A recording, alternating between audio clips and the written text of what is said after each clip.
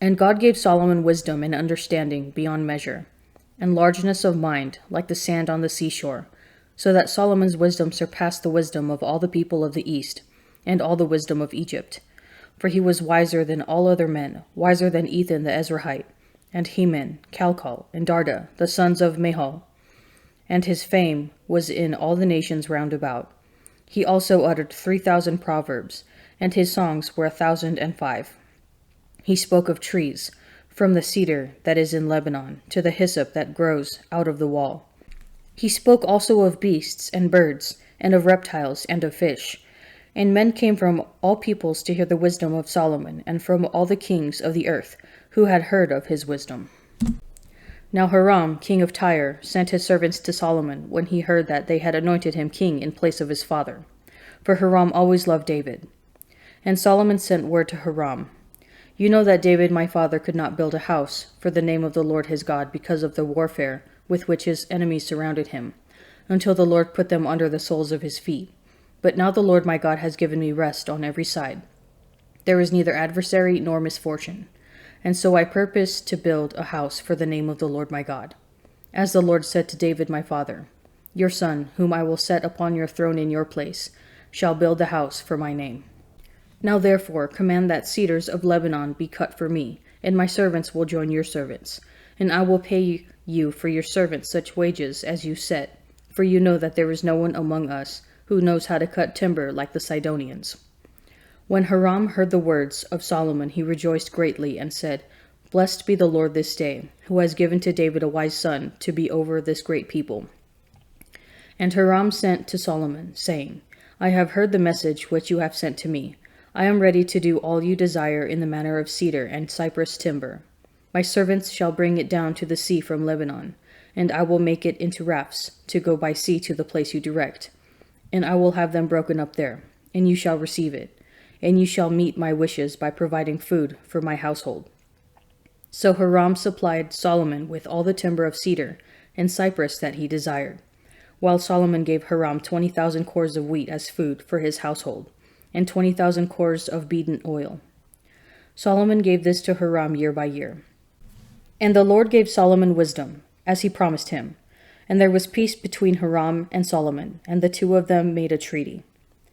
King Solomon raised a levy of forced labor out of all Israel, and the levy numbered 30,000 men.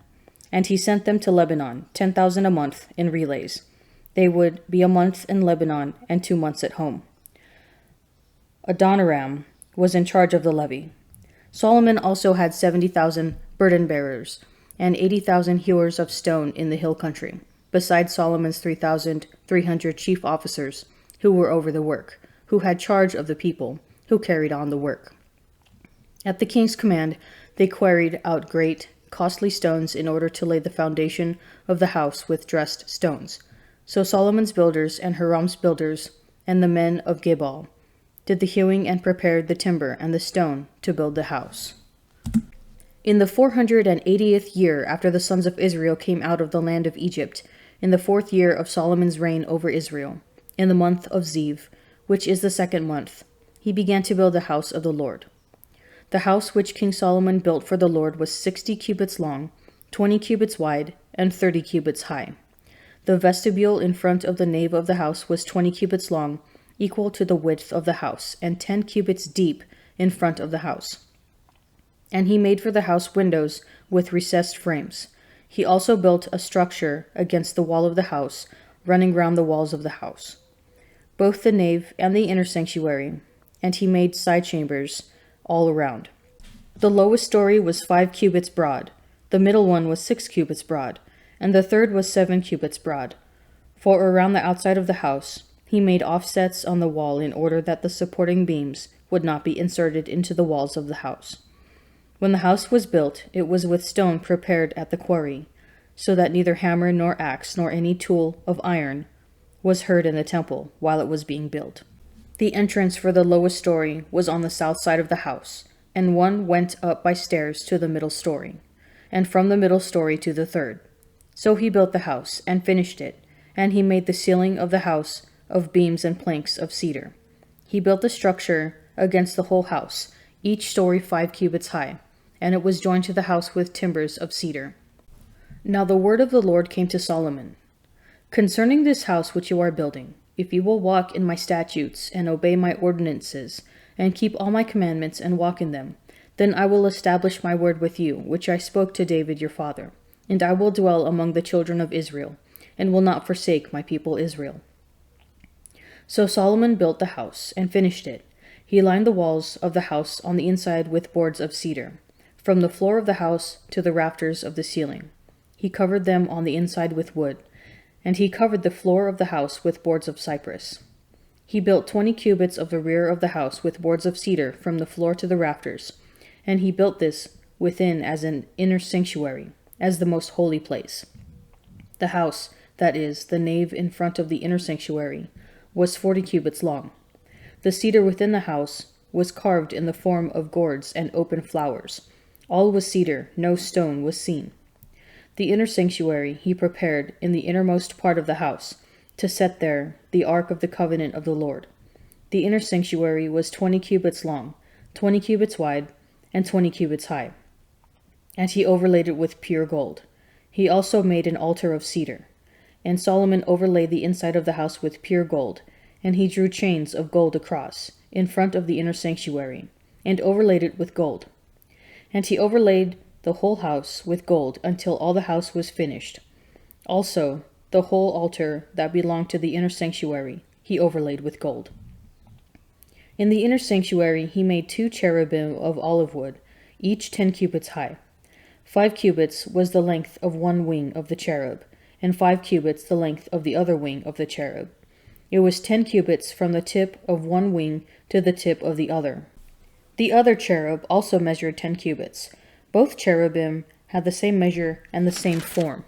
The height of one cherub was 10 cubits, and so was that of the other cherub. He put the cherubim in the innermost part of the house, and the wings of the cherubim were spread out so that a wing of one touched the one wall, and a wing of the other cherub touched the other wall. The other wings touched each other in the middle of the house, and he overlaid the cherubim with gold. He carved all the walls of the house round about with carved figures of cherubim and palm trees and open flowers in the inner and outer rooms. The floor of the house he overlaid with gold in the inner and outer rooms. For the entrance to the inner sanctuary he made doors of olive wood.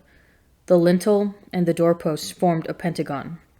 He covered the 2 doors of olive wood with carvings of cherubim, palm trees, and open flowers. He overlaid them with gold, and spread gold upon the cherubim and upon the palm trees. So also he made for the entrance to the nave doorposts of olive wood, in the form of a square, and 2 doors of cypress wood. The 2 leaves of the one door were folding, and the 2 leaves of the other door were folding. On them he carved cherubim and palm trees and open flowers, and he overlaid them with gold evenly applied upon the carved work. He built the inner court with 3 courses of hewn stone and 1 course of cedar beams. In the 4th year, the foundation of the house of the Lord was laid, in the month of Ziv, and in the 11th year, in the month of Bul, which is the 8th month, the house was finished in all its parts, and according to all its specifications. He was 7 years in building it. Deal bountifully with your servant, that I may live and observe your word. Open my eyes that I may behold wondrous things out of your law. I am a sojourner on earth. Hide not your commandments from me. My soul is consumed with longing for your ordinances at all times. You rebuke the insolent, accursed ones, who wander from your commandments. Take away from me their scorn and contempt, for I have kept your testimonies. Even though princes sit plotting against me, your servant will meditate on your statutes. Your testimonies are my delight, they are my counselors. My soul clings to the dust. Revive me according to your word. When I told of my ways, you answered me. Teach me your statutes. Make me understand the way of your precepts, and I will meditate on your wondrous works. My soul melts away for sorrow. Strengthen me according to your word.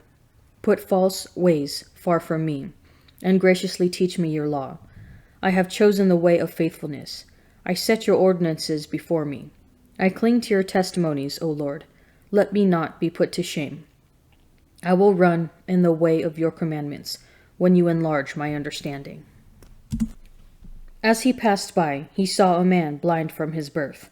And his disciples asked him, Rabbi, who sinned, this man or his parents, that he was born blind? Jesus answered, It was not that this man sinned or his parents, but that the works of God might be made manifest in him. We must work the works of him who sent me, while it is day. Night comes, when no one can work. As long as I am in the world, I am the light of the world.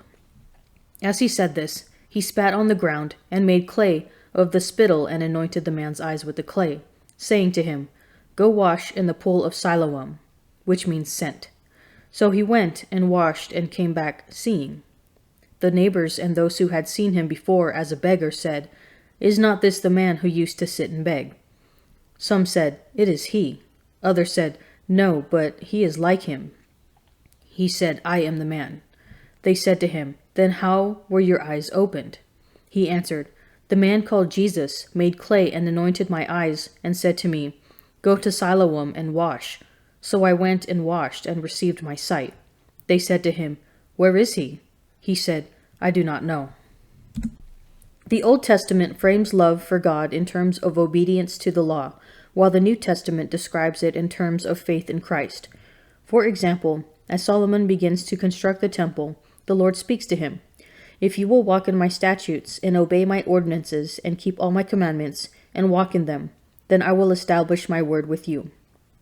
Psalm 119, similarly, is a multifaceted celebration of the laws, commandments, statutes, and testimonies of the Lord. It uses many synonyms to describe the same reality, the word God spoke to man. St. Paul beautifully sums up the connection between the Old and New Testament when he says, Christ is the end, or telos, of the law. He is the word that God spoke to man, the light of the world. When the ancient Israelites loved the law and obeyed the commandments, they were loving and obeying Christ. Similarly, when we believe in him, when we love and follow him, we are fulfilling the law. We can thus reread all the Old Testament celebration of rules, commandments, and ordinances in terms of Christ. Why do you think that Jesus is interchangeable with the law?